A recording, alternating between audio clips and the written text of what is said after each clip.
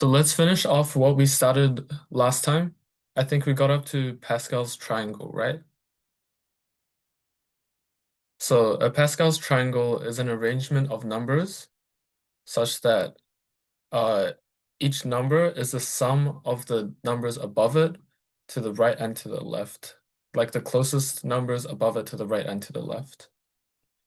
So over here, we see that 1 is at the very top, and then the next row is 1 and 1. And then after that, it's 1, and then we have 1 plus 1, which is 2, and then 1. And then after that, we have 1 plus 2, which is 3, 2 plus 1, which is 3, and then 1. So, and then it keeps going. So there's a cool identity that follows from this triangle called the Pascal's identity. It states that n choose k equals n minus 1 choose k minus 1 plus n minus 1 choose k. So essentially, it says that choosing k people from a group of n people is the same as the number of ways to choose k minus 1 people from n minus 1 people plus the number of ways to choose k people from n minus 1 people. So one way to prove this is that if we name one of the people of the n people to be Alan, then either we have that Alan is on the team that we choose, so we choose k minus 1 people from the remaining n minus 1, which is how we get the first part of the equation, or Alan is not on the team, so we still need to choose k people from the n minus 1 people. Does everyone understand? Wait, give me a second.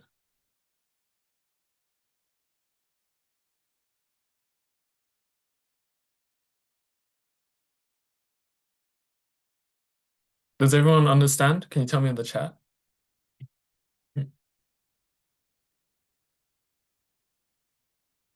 Okay, that's good. So basically, this is also a well-known theorem. The nth row of Pascal's triangle is the coefficients of a plus b to the n. I think we covered this last time. So the coefficients are known as binomials. Yeah, so each coefficient is in the form of this. So as we can see in the first row, it's just 1. Or in the 0th row, it's 1. And then after that, it's 1 and 1, which is 1 choose 1 and 1 choose 0. After that, it's 2 choose 0, 2 choose 1, and 2 choose 2. And then after that, it's 3 choose 0, 3 choose 1, 3 choose 2, and then 3 choose 3, which is 1. Does everyone see how that works? Wait, let me show you.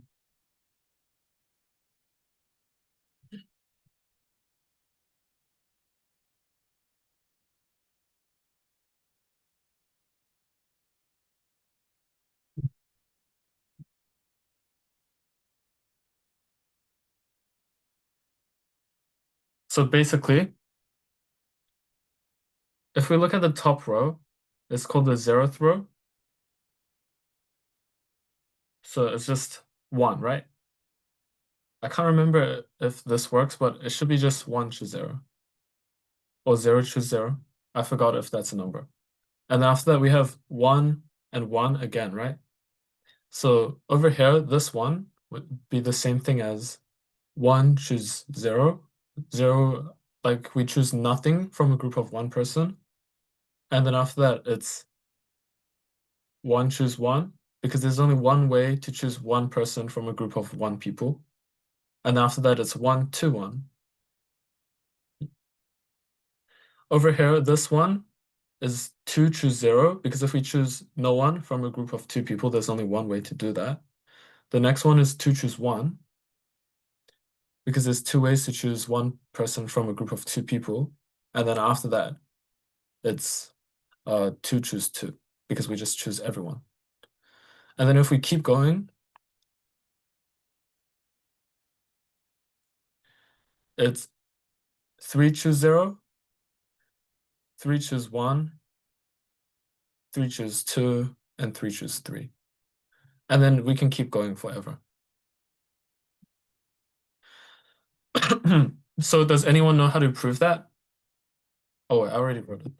So the proof to show this is by induction. Does everyone know how to do induction? Can you tell me in the chat?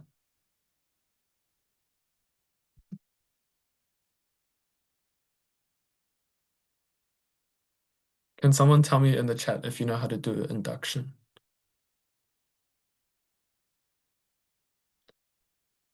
Okay, I see a no. So basically, inductive proofs, say you have like a problem statement. You have a, oh, so you have a problem statement. And then to prove this problem statement is true, it usually has to act on whole numbers, right?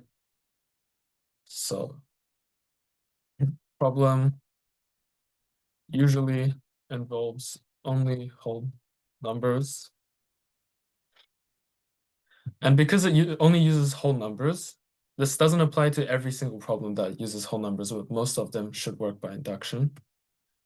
Uh, this has to be a proof problem. So we first prove for n equals a base case, such as 0, 1, basically something small that we can start off with and is very like fast to prove, or we can prove it by hand. Or 2 also works. I've seen people do -1 before. And then after that, we assume that n equals k works.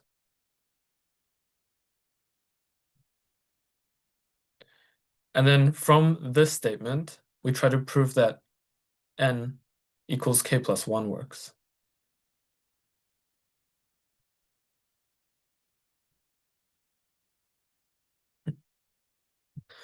So like a very simple, a very easy problem that follows an inductive proof would be prove that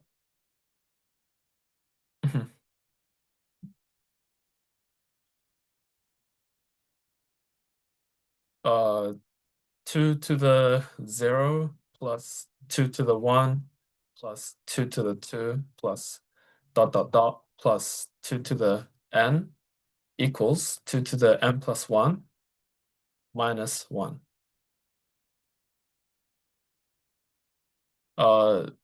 So for this one, we first do the base case. For the base case, we can choose 0. So we have 2 to the 0 equals 2 to the 0 plus 1 minus 1. And this basically tells us 1 equals 1, which is obviously true, right? So the base case of 0 works. So now what should we do? We assume that n equals k works. So we have 2 to the 0 plus 2 to the 1 plus dot dot dot plus 2 to the k. Oh,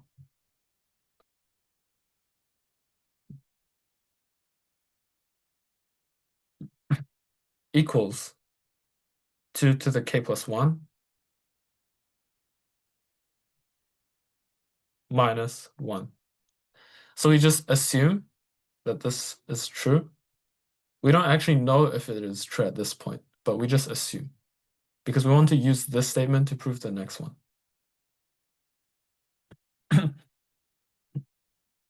And by assuming this, we go to the next step of the question. So we want to prove, WTP is a like fast way of saying want to prove, that 2 to the 0 plus all the way to 2 to the k plus 1 is equal to 2 to the k plus 2 minus 1. So we want to use, oh, So we want to use our assumption to show that the next step is right. Do you guys see how induction works? Because we can see it as a ladder. So our base case is the bottom rung of the ladder, right? And then we assume that this holds until some rung, kth rung of the ladder. And then if k plus 1 works, if k plus 1 works by k working, and our base case works, then basically we have the ladder is the same thing as the base case works, and then the base case plus 1 also works, because base case can be k. And then after that, base case plus 1 also works, because we can just set k to be the next one. And then we can set k to be the next one after this one. And then we can keep going until infinity. So essentially, we get that from our base case all the way to infinity, we have that the problem statement holds. So here, we want to assume 2 to the 0 plus all the way to 2 to the k equals 2 to the k plus 1 to prove the next statement. So how can we do this? Basically, we just look at the differences between line 1 and line 2. Can someone tell me what the difference is between these two? How can we get from the first one to the second one? On the left-hand side. Can someone tell me in the chat? What's the difference between these two sums? You can use some examples. Like say k equals 2, then what's the difference between the top line and the bottom line?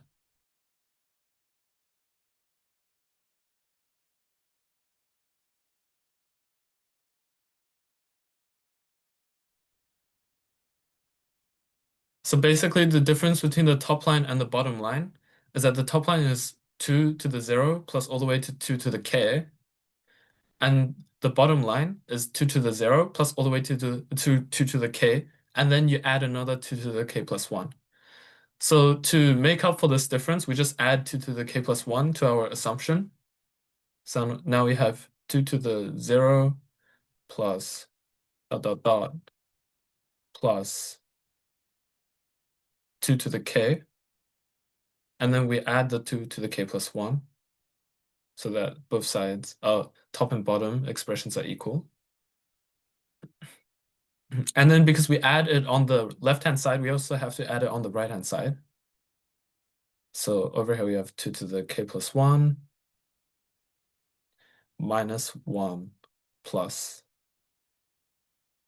2 to the k plus 1. So now, does everyone know what the same powers of 2 added together give us? If we have 2 of the same power of 2 added together, what does that give us? It gives us the next power of 2 if we add 1. So the powers add by 1 because this is equal to 2 times 2 to the k plus 1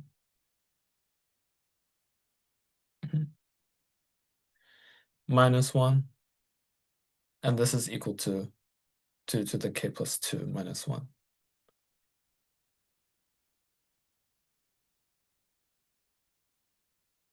So now we know that we can use our assumption to get n equals k plus 1. And this tells us, because we showed that n equals 0 works, we can use n equals 0 to get n equals 1. We can use n equals 1 to get n equals 2, and then we can continue until infinity. So this problem statement just holds. So yeah, that's induction. Does anyone have any questions? It's pretty confusing.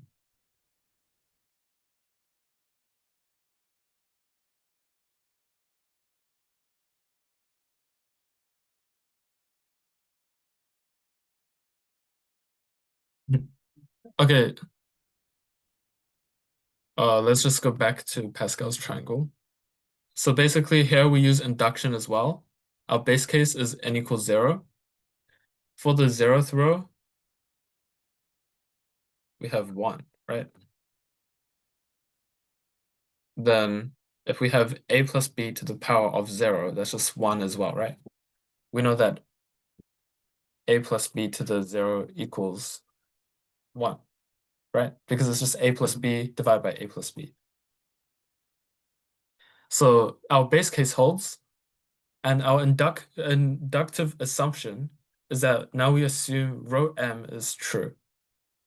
So basically, it's the same thing as before. We assume n equals m works. And by assuming n equals m works, we can show that n equals m plus 1 works. So we use this formula and basically it just works. So a cool corollary from the Pascal's triangle is that the sum from n choose 0 to n choose n, so it's just n choose 0 plus n choose 1 plus n choose 2 plus all the way to n choose n equals 2 to the n.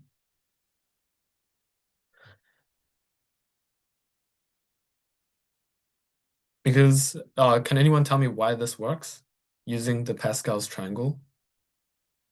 Because we know that the numbers of the Pascal's triangle is the same thing as, or the nth row is the same thing as n choose 0, n choose 1, all the way until n choose n. Can anyone tell me why, if we add these up, we get 2 to the n?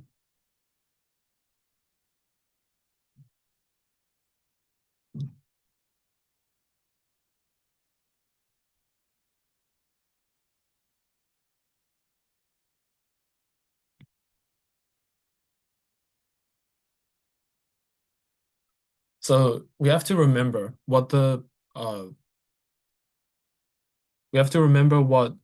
these truths things are. So basically, they're also known as binomials, right? Because we can get them by expanding a plus b to the n. So it seems that we have to choose what a and b are to solve this, right? But if you look closely, n choose 0 is also known as 1 times n choose 0. N choose 1 is also known as 1 times n choose 1. And the n choose n is also known as 1 times, or times 1. And then why not times 1 again? Oh, there's not enough space. Okay. And then we also know that 1 equals 1 to the k for all k, right? So this can be 1 to the n, 1 to the 0.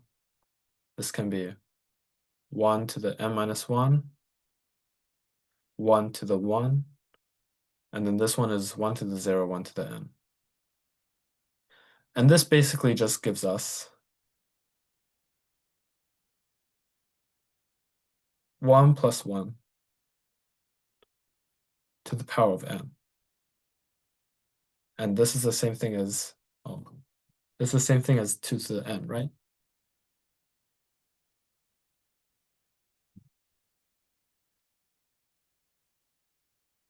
Does that make sense? Because we just expanded this thing, but we use 1 and 1.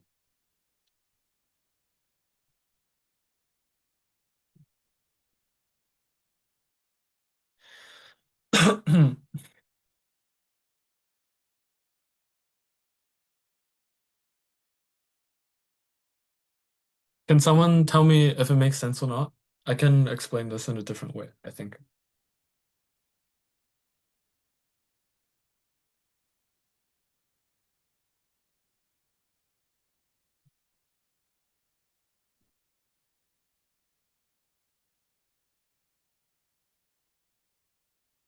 Can someone tell me in the chat?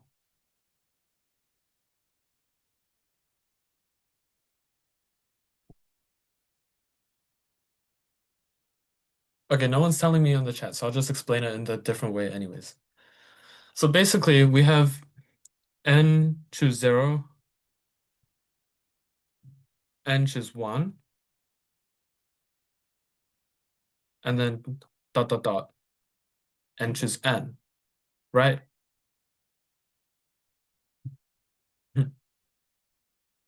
N choose 0 is the number of ways to choose 0 people from a group of n people, right? N choose 1 is the number of ways to choose 1 person from a group of n people.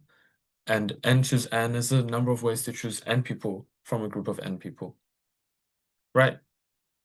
So we can look at a set or a list that goes like 1. Oh, we can call it more generally, we can call it A1, A2, dot dot dot until AN. So how many ways are there to choose a subset from this set? A subset is basically any set that only has elements from the set. So only can have A1, or A2, or A3. So one possible subset is A1, A2. Another one can be A1, AN, and another one can just be empty. So how many ways are there to choose subsets from this set? So for each element in the set, we have that we can either choose it or choose not to choose it, right? To choose another subset from the set. We can either have the element or we cannot have it, right? Which means for each element, there's two possibilities. You can either be in the subset or you cannot be in the subset. So it's 2, 2, dot, dot, dot, 2. And because choosing each element or not choosing it as a step, we can view it as a step. We can use the multiplication principle, which we learned last lesson, which means that for each step, each stage, we can multiply the number of possibilities together to give us 2 times 2, dot, dot, dot, times 2, which is 2 to the n. And then if we look at n choose 0, it's a number of ways to choose 0 elements from this set. N choose 1 is the number of ways to choose 1 thing from the set. And n choose n is the number of ways to choose n things from this set. And then if we use this, we know that this will be the total number of ways to make a subset from a set of n elements. And because we know that this, the number of ways to choose a subset from n elements is 2 to the n, then these two must be equal. So that's the other way to prove it.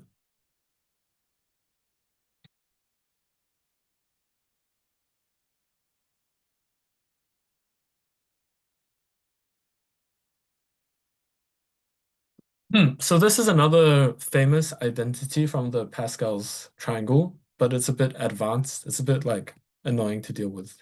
You won't really see this much. It's called the hockey stick identity, and you can look at Wikipedia if you want more information.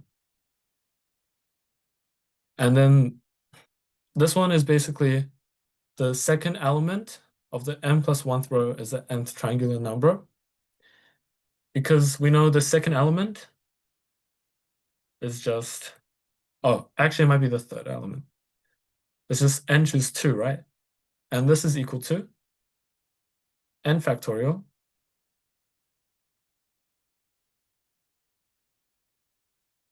over 2 factorial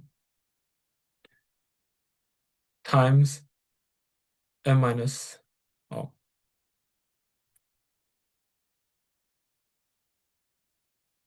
n minus 2 factorial, which is equal to n times n minus 1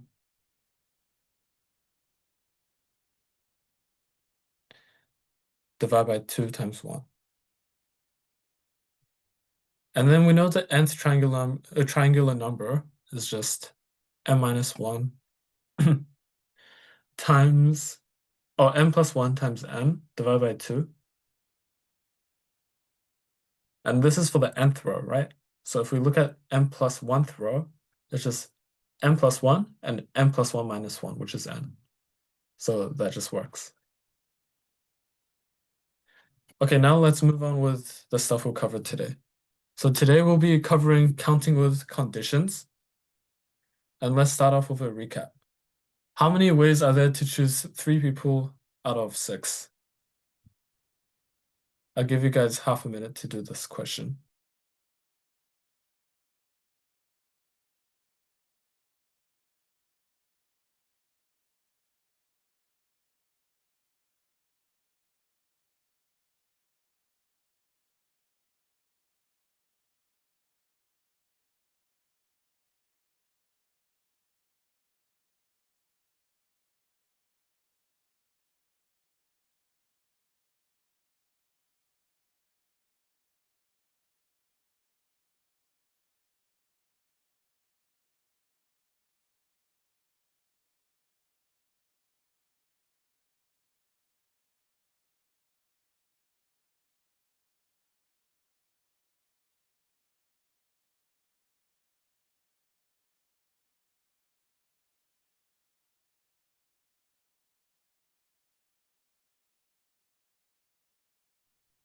Okay, so to choose 3 people from 6, we just use our formula of 6 choose 3. And then we have that 6 choose 3 equals 6 factorial over 3 factorial,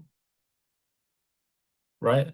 And then times 6 minus 3, which is 3 factorial.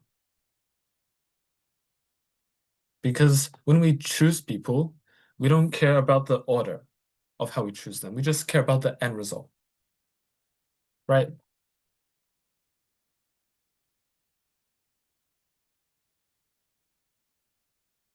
So we know that 6 factorial is the same thing as 720, and then 3 factorial is 6. So it's divided by 36. And this equates to 20. So there's 20 ways to choose 3 people from 6. And the next one is, how many ways are there to arrange the letters of math? M-A-T-H.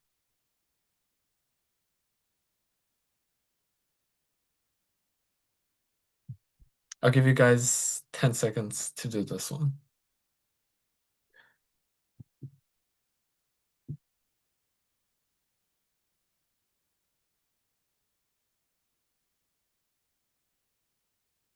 Yeah, Chris, that's correct.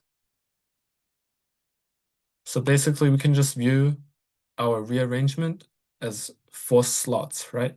4 positions. In the first one, we can choose all 4 letters.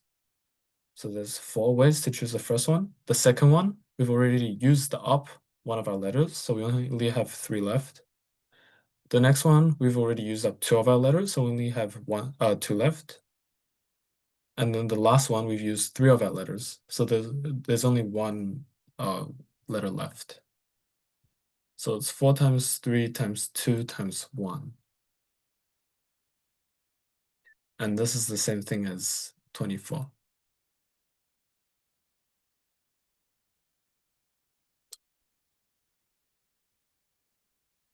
So the first question, we didn't care about order, and the second question, we just used multiple stages.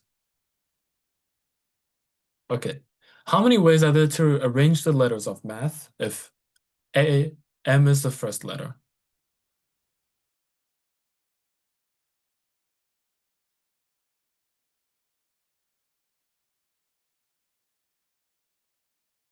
Can someone tell me in the chat? Oh, yes. Chris, you're correct. There's only 6 ways to do this. What about A and T being next to each other? Can someone tell me in the chat?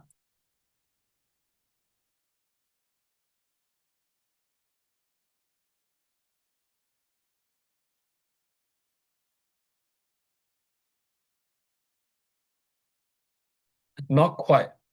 Because if A and T are next to each other, oh, 6 is also not correct. if A and T are next to each other, we can view it as either AT as one letter, or we can view it as TA, which is one letter as well. And then if we use AT, so if we have AT, there's two cases. There's AT or TA. We have three letters that we deal with.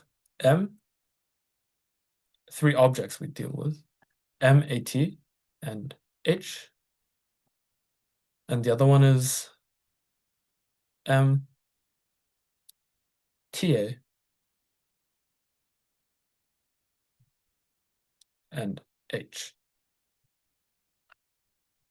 So now we can just do how many ways we can order 3 and how many ways we can order 3. So the number of ways we can order something using all its letters is known as the permutation, right? So in the first slot, we have 3 options. We can choose M, AT, or H. The second one, we've already used one of our letters, so we have 2 left.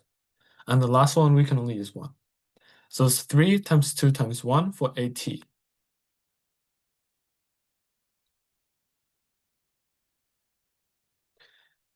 And then for TA, it's the same thing. This is 3 times 2 times 1.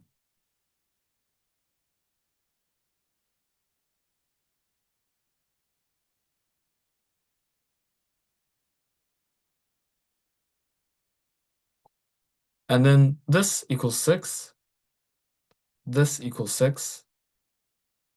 So if we add them up together, we get 12. Does that make sense? So if we have A and T being next to each other, there's only 12 ways.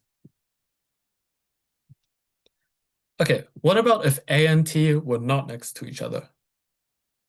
I'll give you guys 2 minutes to test this out, to try this out.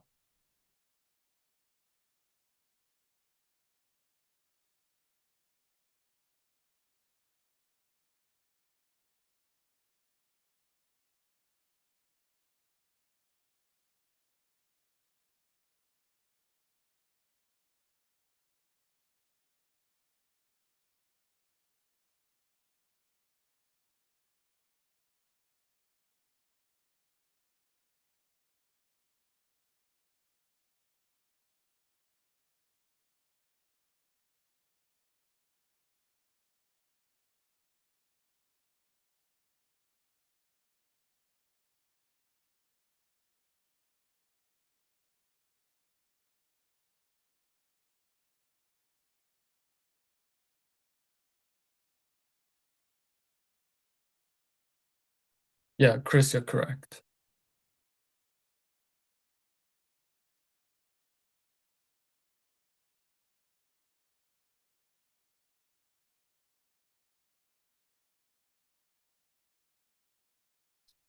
So what's special about A and T not being together? So essentially, when we reorder these letters, there's only 2 possible outcomes. We have A and T are together, or we have A and T are not together, right? That makes sense, right? So we have 2 possible outcomes. We either have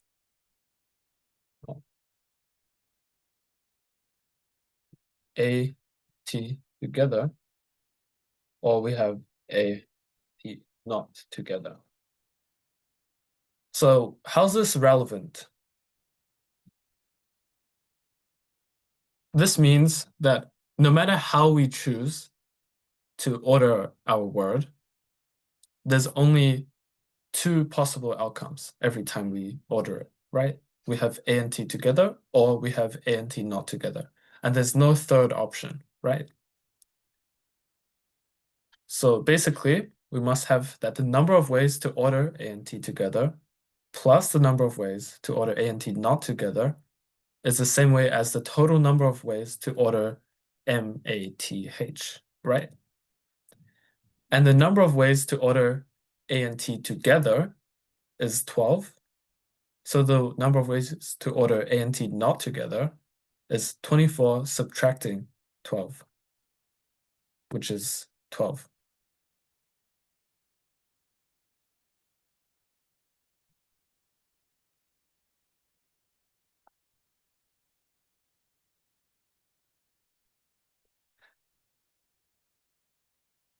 Oh.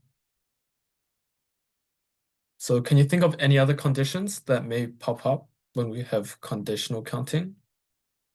That's similar to M is the first letter, A and T must be next to each other, A and T must not be next to each other. Just tell me in the chat.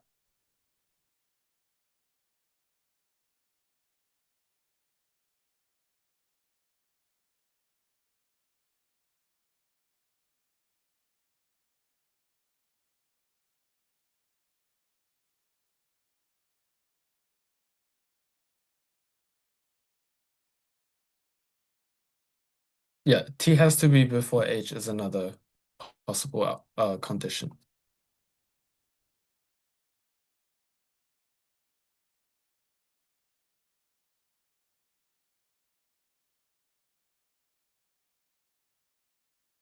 Okay, so these are the answers. If M is the first letter, we just need to care about the other three because M's position is already decided. If A and T can be next to each other, then we can just view it two ways, AT or TA. And then we can use the same method that we used in the first one. Well, not the same exact method, but we just view it as less letters to deal with. And then the last one is we just find the total number of permutations, and then we subtract the number of permutations where A and T are next to each other to get the number where A and T are not next to each other. So here's another warm-up question. How many ways are there to reach the top corner of an M times N grid if you start at the bottom left corner and can only go up or to the right?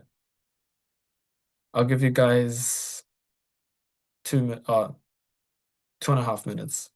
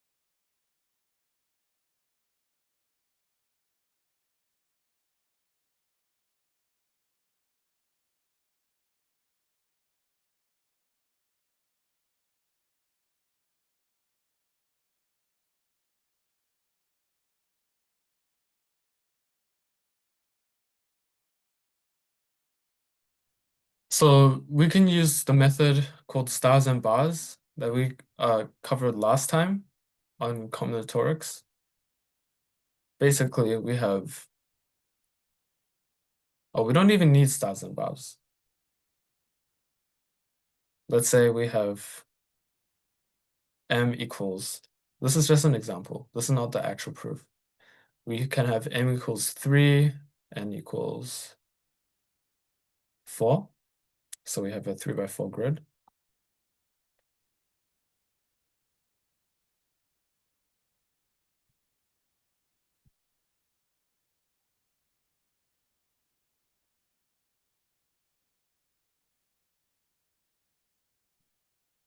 So we know that each time we must go up or to the right? Starting from this corner.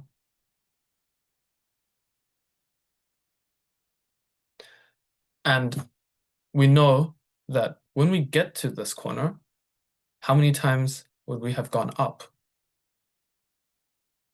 We can only go up the amount that's within the dimensions of this grid, right? Which is 1, 2, 3. So we have to go up exactly 3 times to reach over here, the top right corner from the bottom left corner.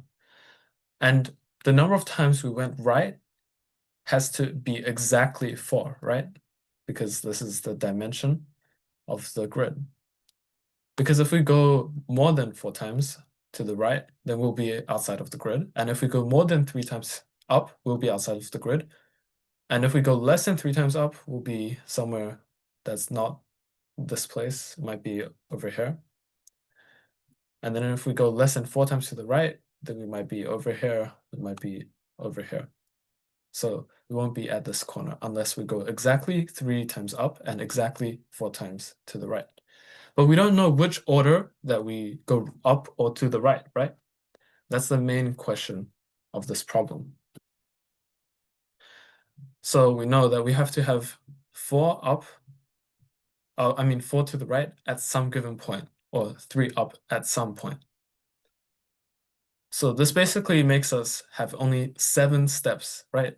Each path has to be exactly 7 steps, because if we go less than 7, we'll not reach the exact point of this corner.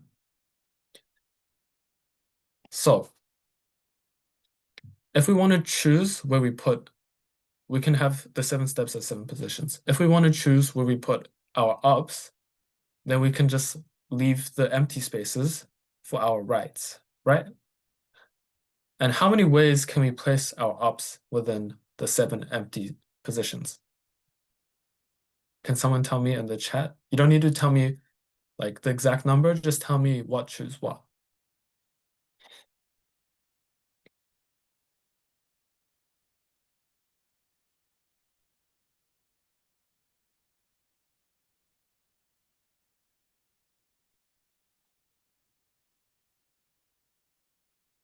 So to choose our ups, there's 3 ups that must be placed in these, right? And there's 7 positions. So we just need to choose 3 positions for our ups. That's 7, choose 3. Right?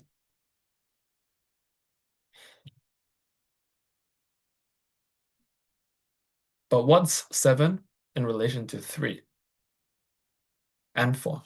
7 is just 3 plus 4. So we can extend this to m and n, like generally, and we can find out that the total number of ways to go from the bottom left corner to the top right corner, while only going up or to the right, is m plus n, choose n, or it's also equal to m plus n, choose m. Because the number of ways to choose m things from n plus n things is the same as the number of ways to choose n things from n plus n things.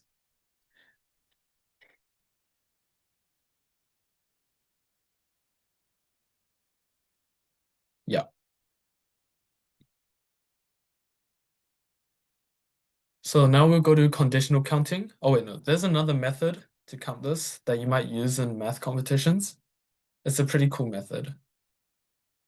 It's basically just pure logic to count this. I don't know if you'll be able to use this in AMC, but this was pretty well known before. So over here, oh, okay, it doesn't matter. So from this corner, we can label it 1 because there's only one way to get to this corner. We can label this point as 1 as well. We can label this point as 1. Because if you notice, on the bottom row, there's only one way to get to each point because we can only go straight to the right. We can't go up at all because there's no way to go back down. So this is also 1 and this is also 1. And then if you look at the top column, this is 1 because we can only go up. We can't go to the right. And this is also 1. And similarly, this is also 1. And then if we look at this point, how many ways are there to get to this point? Can someone tell me in the chat? 2, right? Because we must be from either this one or this one. So this is 2. Similarly, this is from this point is from this one or this one. So it's 3. And this one is 4, right? And then this one's 3, this one's 4, this one's 5, and then this one is 6, this one's 10. You get the idea. And then you just keep going until you get to this one. And then when you get a number for this one, that'll be the number of ways to go from the bottom left corner to the top right corner. That's one way to do it, or you can just use this formula and then get it in one try without having to do that much addition. But this one is pretty easy to do. You don't need to use that much brain power.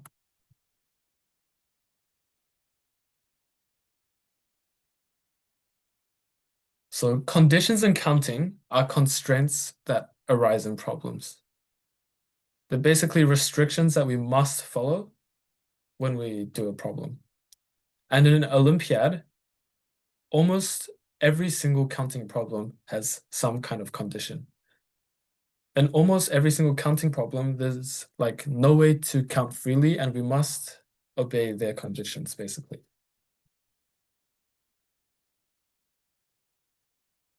So this can be done using a few methods or conditions. There's an inclusion, so we must count something, or exclusion, we cannot count something. Like, how many ways are there to make a word using ABC? The word is 3 letters long, and we can use ABC as many times as we want, but we cannot have C. So it can only be using A and B. Oh, whoops. That's an example of exclusion. And then an example of inclusion is how many ways can we make a word using ABC as many times as we want, but we have to include A. That's an example of inclusion. And then exclusion, yeah. So there's also uniqueness, also known as no repetition. So no item can be used more than once, or we have A, A1, A2. Let's call this A0. So notice that A0, A1, A2 are all different. That's an example of uniqueness.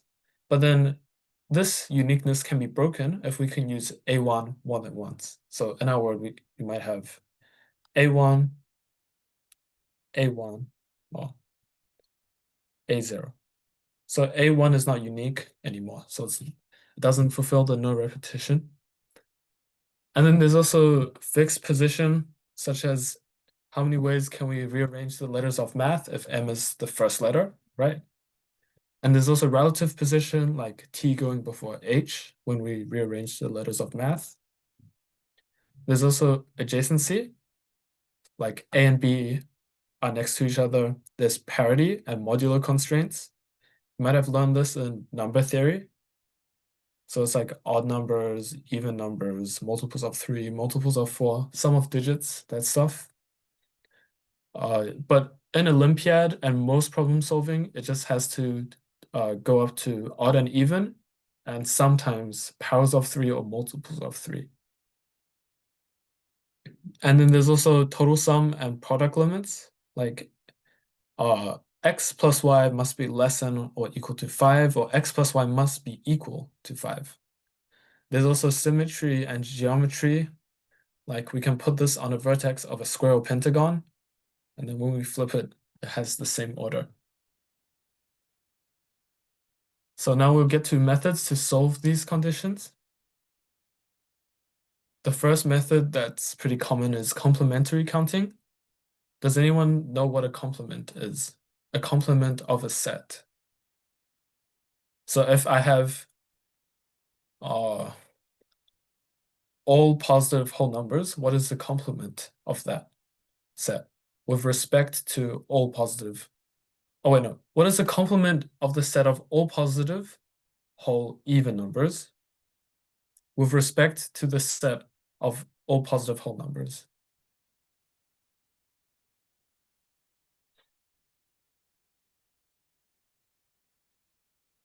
It's just the set of all positive odd numbers. So the complement is the set of everything in the universal set, so all possible outcomes that we deal with, that is not the set of interest.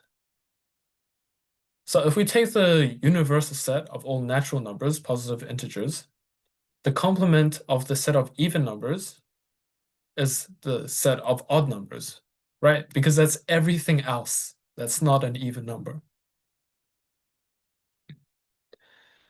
So basically, this is used in math competitions when there's too many cases that we deal with, or for the sake of convenience.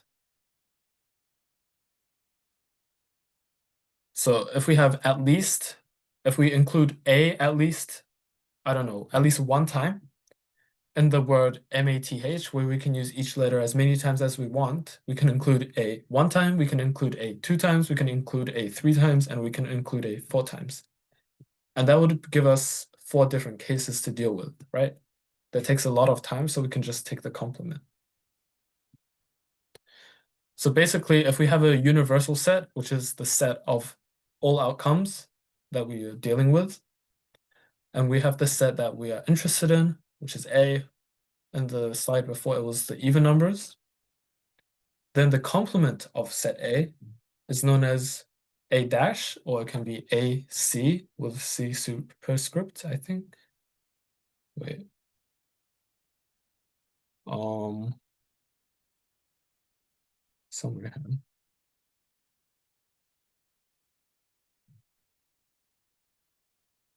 Yeah. So AC or A dash is a complement of set A. So here are some properties of a complement.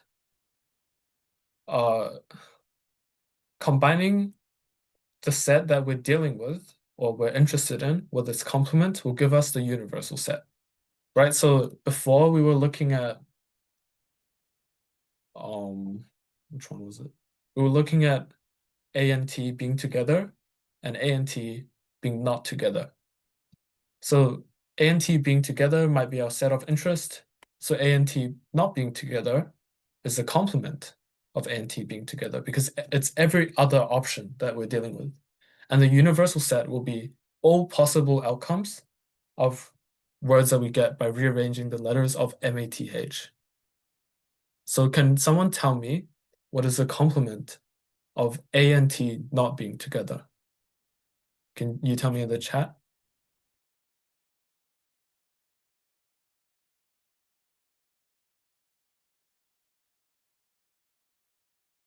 Yeah, the complement of A and T not being together is just A and T being together. Or we can just say the complement of the complement is just the set that we're interested in. Like over here, if we invert the colors every time we choose the complement, initially A is white, and then the background is colored turquoise. And then if we take the complement of the background, then that will become white and A will become turquoise. So here's an example. How many 5-digit numbers contain at least 1 7? So over here we have the at least 1 7, and it's 5 digits, which means we can have 1 7, 2 sevens, 3 sevens, 4 sevens, 5 sevens. I'll give you guys 1 minute to try this question.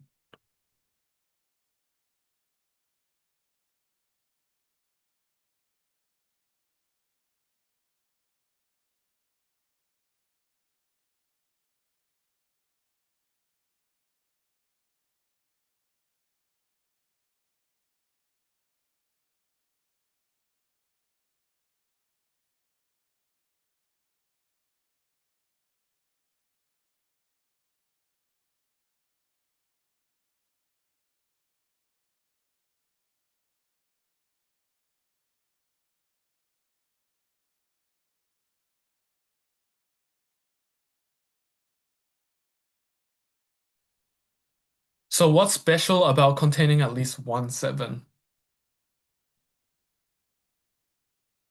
Can someone tell me in the chat? Is it the complement of anything?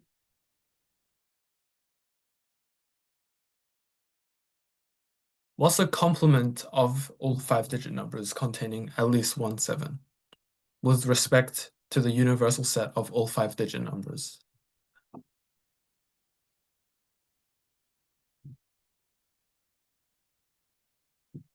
Yeah, the complement would be every other 5-digit number that does not have at least 1 7. And if you don't have at least 1 7, you have no sevens. So we're just concerned about the numbers that don't contain a 7. Uh, so basically, complement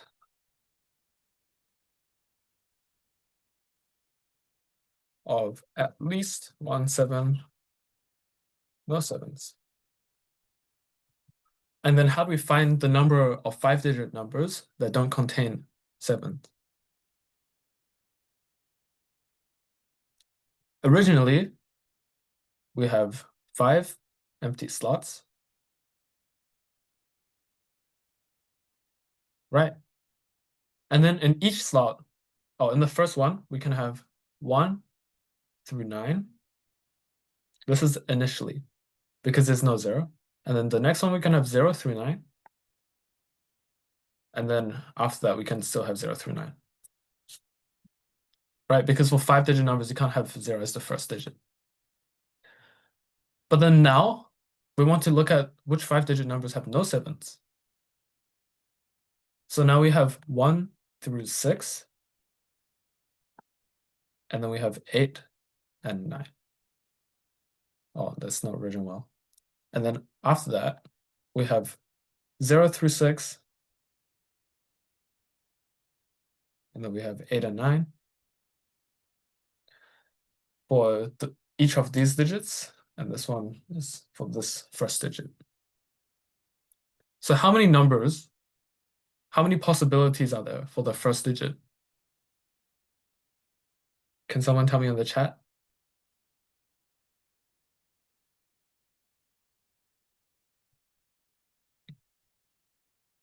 It's 1 through 6, and then we have 8 and 9.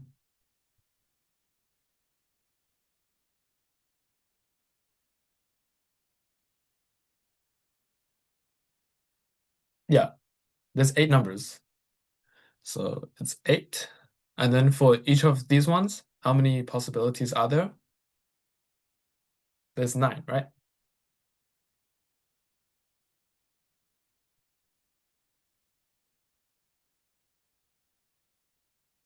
So how many 5-digit numbers have no sevens? Can someone tell me the expression that we would use to calculate that? Something times something times something times something. Oh wait, I just gave you guys the answer. Okay, it's just 8 times 9 times 9 times 9 times 9.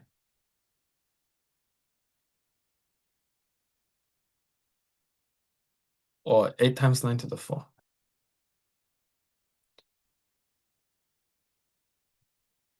But then that's not what we're trying to find, right? We're trying to find the number of 5-digit numbers that contain at least one 7, not the number of 5-digit numbers that contain no 7s, right? And then we use the idea of complements.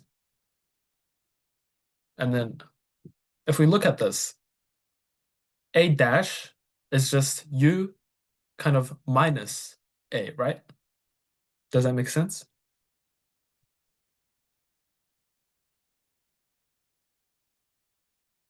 Can someone tell me in the chat? A dash is, in a sense, like U minus A.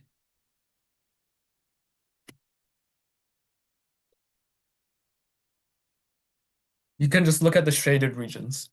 Because if we look at U, we can just shade the whole thing, the whole rectangle.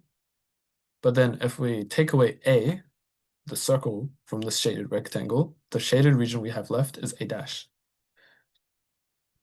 So to find the number of having at least one 7, you just do all 5-digit numbers, number of 5-digit numbers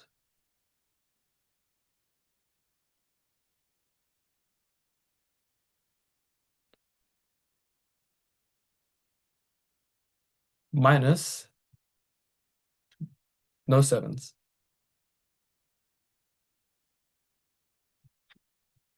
And how many 5-digit numbers are there? Just use a similar method to this one. Can someone tell me in the chat?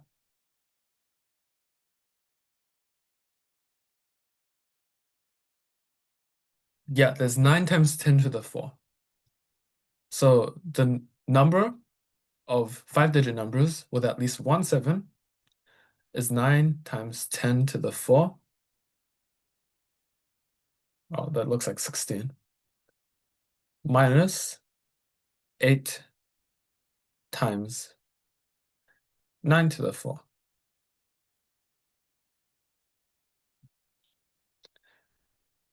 And we're done. And then the next example is how many 5-digit numbers have at least one repeated digit? Once again, we have this condition at least. So that tells us to use the complements. I'll give you guys 2 minutes to try this question.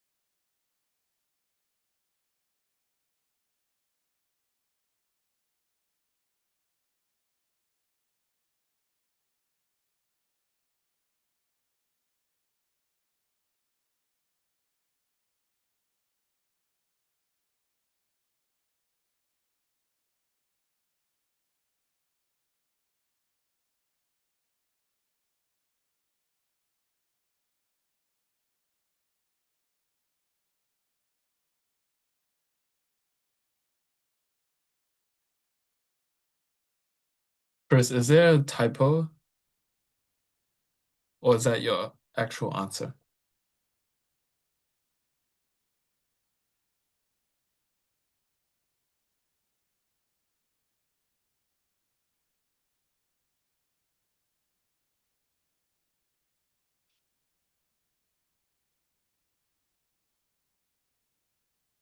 Okay, but you should have the idea. So to have at least one repeated digit, we take the complement of no repeats, right? And then when we have no repeats, we take the complement of no repeats. When we have no repeats,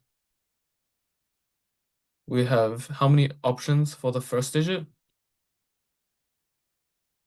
We have 9. right? Because we have 1 through 9, can't be 0. How many options do we have for the second digit?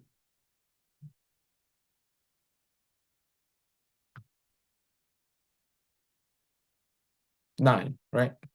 Because it's 0 through 9, which is 10 numbers, but then we already used one number and we can't have any repeats. So it's 10 minus 1, which is 9. What about the third digit? Guys, tell me in the chat. 8, right?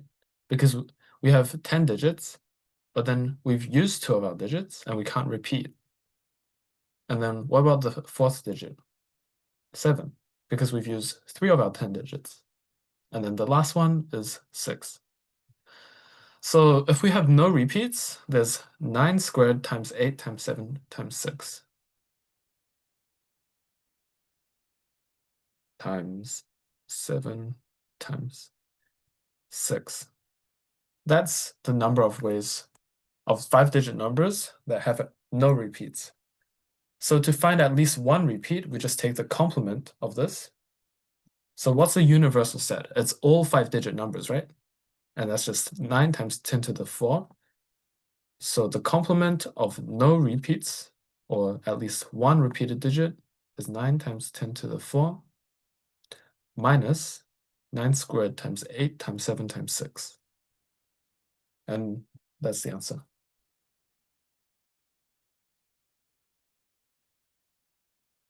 So as you probably already know, we use the idea of complements when we have at least or at most, because these type of problems are annoying in the way that we have to do multiple cases if we don't take the complement.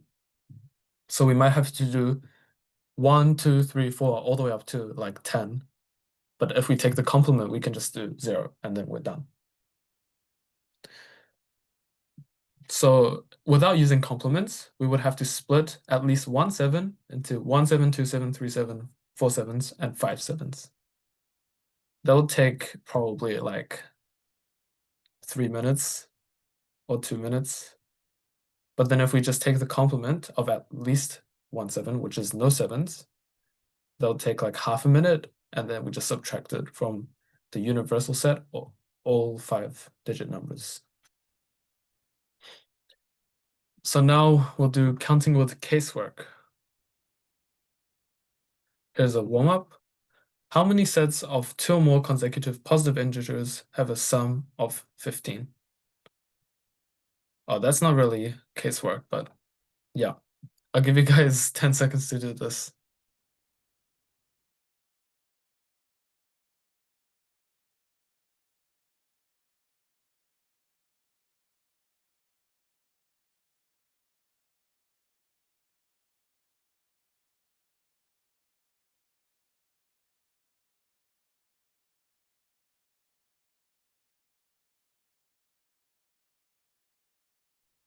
So this is known as exhaustive problem solving or exhaustive casework. It's basically where we just exhaust all of the possible outcomes. That's why it's exhaustive. So if we have, so what are we going to exhaust in this problem? It looks like we have to exhaust the number of consecutive positive integers. So if we look at 2, the smallest number is 2, we have 15 equals, I'll just type it out. If we look at 2, 15 equals 7 plus 8, right? If we have 3, 15 equals 4 plus 5 plus 6. Oh. And what happens if we have 4? Does this work?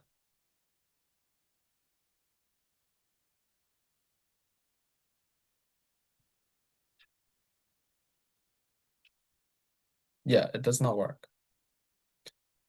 And what if we have 5? This one's a pretty famous one. It's just triangular number, right? Plus 2, plus 3, plus 4, plus 5. And then what if we have 6?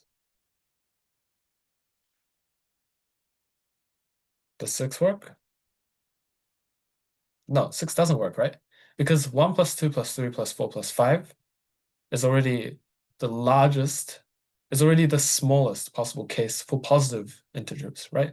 Positive whole numbers. Because it starts from 1. If we have 6, it must start from a number less than 1, right? And a positive integer less than 1 just does not exist. So we know that there's 15 equals 7 plus 8, 15 equals 4 plus 5 plus 6, and 15 equals 1 plus all the way through 5. So in these type of problems, we have to use casework by just splitting it into 2, 3, 4, 5, 6, and then doing all the cases. But this question is a bit more exhaustive in the sense that we have to like look at a lot of cases. Usually it's just 2 or 3 cases in Olympiad, but in competitions, it's mostly, I'd say like at most 4 or 5 cases. Usually it's just 2. The next warm-up question is how many even integers are there between 2 and 700 whose digits are all different and come from the set of 1, 2, 5, 7, 8, 9. I'll give you guys 2 minutes to do this.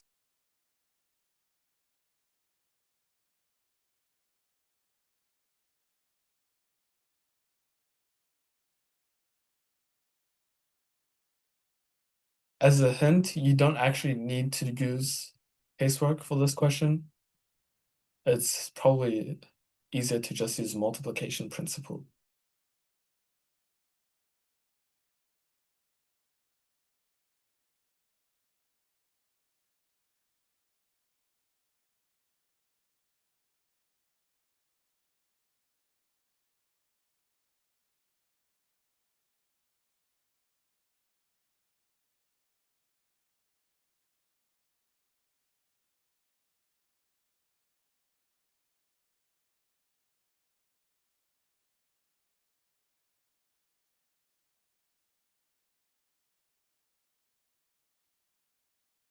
When you are done, just tell me the answer in the chat.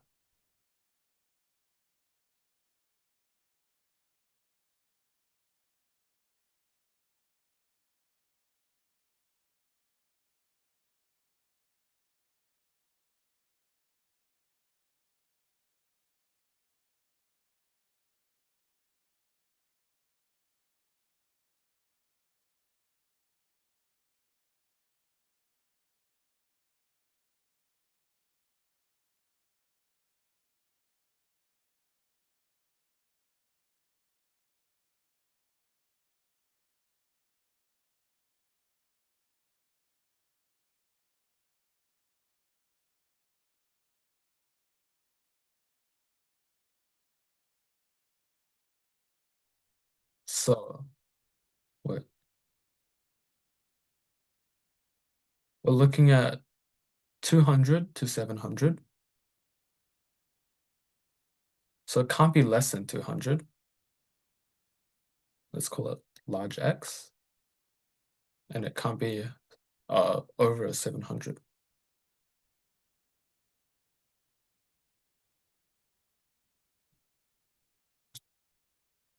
And we are looking at the set of, oh, that's drawn badly. 1, 2, 5, 7, wait, is that it? Yeah, 8, 9. So there's 2 like important details of this problem. The first one is between 700 and 200, and can someone tell me in the chat what the second important point of this problem is? Like a second important detail.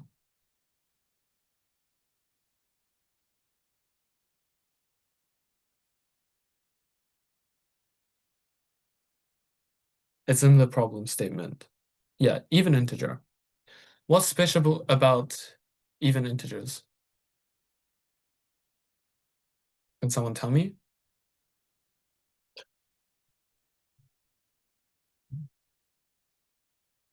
Yeah.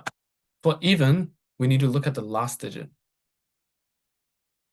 And then, does anyone know which digit we need to look at for multiples of 4, which digits we need to look at.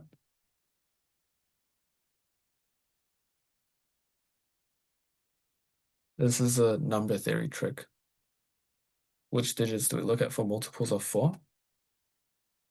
The last two. What about multiples of 8? 3, right? What about multiples of 16?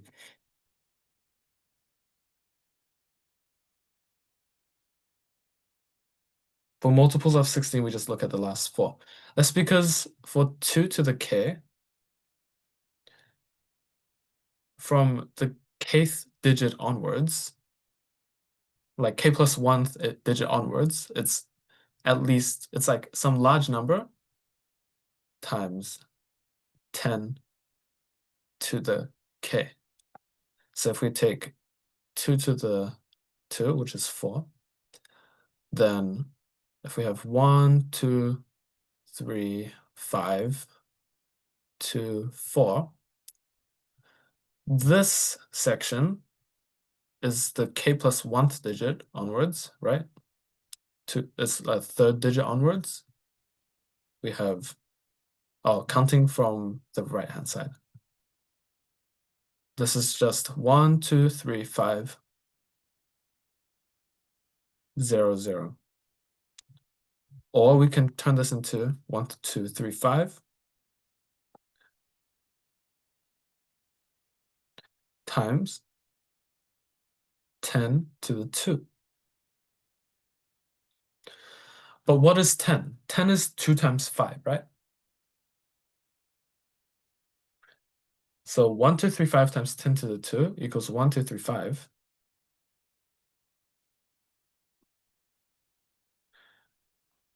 Times 2 to the 2 times 5 to the 2, right? And 2 to the 2 times something must be a multiple of 2 to the 2.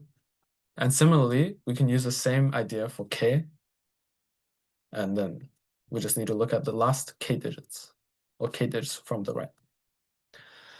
So for this one, we're looking at even numbers, which is just 2 to the 1, right? So the last digit, or the first digit from the right, must be the digit that we're looking at. If it was 2 to the 2, we'd be looking at the last two digits. So we know that this last digit must be divisible by 2, and the only two possible options from our set is 2 or 8. So we have 2 or 8. And then we know the first digit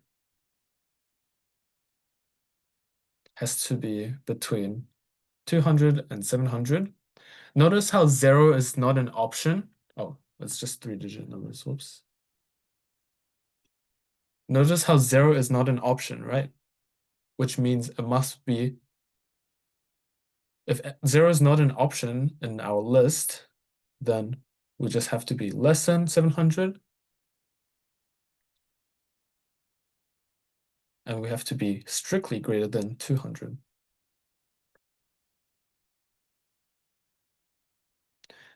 Which means we can choose from 1 to 5 and not 7, 8, or 9, because that'll be larger than 700 for our first digit. So we have 1, 2, or 5. And for our middle digit, are there any restrictions? Can someone tell me in the chat? Yes or no? No, there's no restrictions. So we can just choose 1, 2, 5, 7, 8, 9. Using the multiplication principle, this has 3 options. How many does the second digit have? There's 6 options. And the last digit, there's 2 options. So we can just do 3 times 6 times 2, which gives us 36. And then, so we know that there's 36 even integers between 200 and 700 that, all from this set. Okay, you guys can do the last question as like some homework. It's a pretty fun question. Well, fun as in you just exhaust all of the possible outcomes of the 2 dice. And then This is kind of repetition. You just, oh, wait.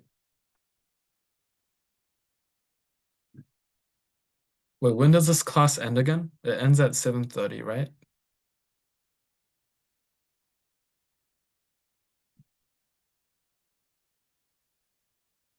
Wait, does it end at 7:00? Wait, let me check. Oh, okay. Sorry, the class is finished now.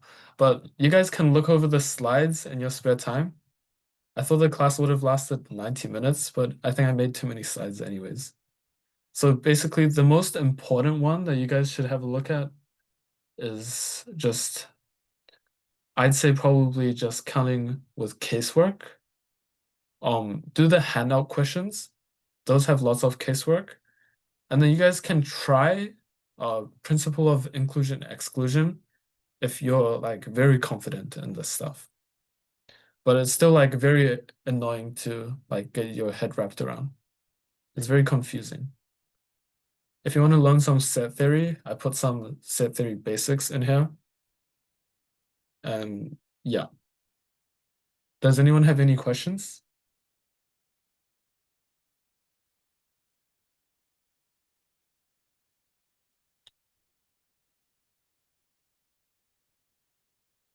Questions about the stuff we covered today or just problems in general?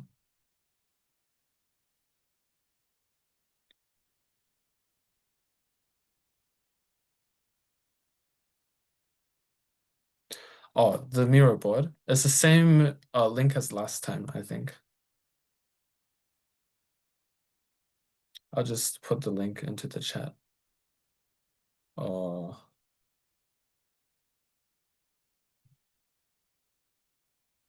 so here's the mirror board link.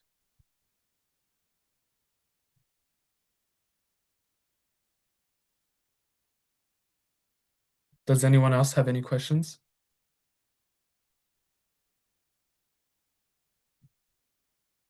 The stuff we covered today is like on the far left of what we covered last time. And also like somewhere in the middle of what we covered last time, I think. No, it's just on the left.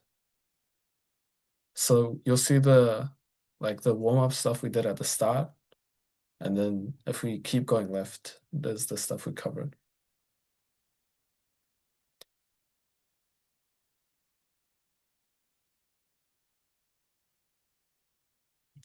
Does anyone else have any questions?